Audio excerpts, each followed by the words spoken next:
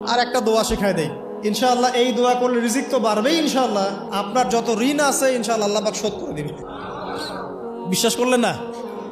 এই দোয়া শিখাই দিচ্ছি, এই জন্য আমাকে হাদিয়া দেওয়া দরকার, স্পেশালি আমাকে এখন হাদিয়া দেওয়া দরকার। এটা গুরুত্বপূর্ণ দোয়া শিখাই দিচ্ছি। আলী রাদিয়াল্লাহু আনহু বলেছেন, কোনো ব্যক্তির যদি পাহাড়ের সমানও ঋণ থাকে, এই দোয়া যদি আমল করে আল্লাহ পাক ওই ঋণও শোধ করে দিবেন ইনশাআল্লাহ। ঋণ কেমন জানেন? ওই যে এখন মানুষ ঋণ নিচ্ছে 1 কোটি টাকা ব্যাংক থেকে, 2 কোটি টাকা ব্যাংক থেকে, হ্যাঁ, কত বছর, 10 বছরের জন্য, 20 বছরের জন্য বাড়ি করছে, তাই না? তার ধারণা এমন যে সে মারা গেলে তার ঋণটা কেউ না কেউ শোধ করে দিবেই দিবে, তাই তো? আর আল্লাহর রসুল কি বলছেন দেখেন, একজন মারা গেছেন, নবী সাল্লাল্লাহু আলাইহি ওয়াসাল্লামের সময় একজন মারা গেছেন, তো নবী করিম সাল্লাল্লাহু আলাইহি ওয়াসাল্লাম বলছেন, এই ব্যক্তির কি কোনো ঋণ আছে?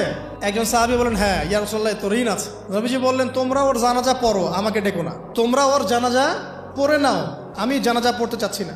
আমি এখন কেমন করে আপনাকে বুঝাবো ঋণ কত ভয়ঙ্কর জিনিস? আপনি যে ব্যাংক থেকে 3-4 কোটি টাকার লোন নিয়ে রাখছেন, লাখ লাখ টাকা লোন নিয়ে বসে আছেন, দিব্যি সুখে বসে আছেন, এমন চিন্তায় যে আপনার মৌত হবে না।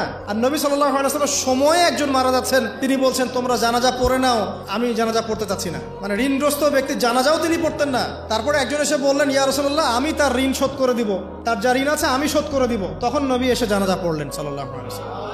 তো আপনার এই কোটি কোটি টাকা ঋণ শোধ করার লোক তো রেডি আছে নাকি? আছে না?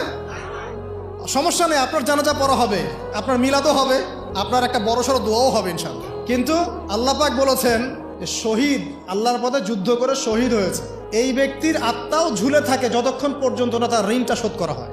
এবার বলেন আমি কি বুঝাবো আপনাকে? আর কিছু বলতে হবে? তো এখন সেই দোয়া শিখাচ্ছি আপনাদেরকে, যে দোয়া শিখলে আপনারা ঋণ থেকে বাঁচবেন ইনশাআল্লাহ। কত দিবেন বলেন? আচ্ছা, হ্যাঁ, এই তো শুকরিয়া। দোয়া করবেন যেন আল্লাহ পাকের দিনটাকে আল্লাহর জমিনে প্রতিষ্ঠা করতে পারি।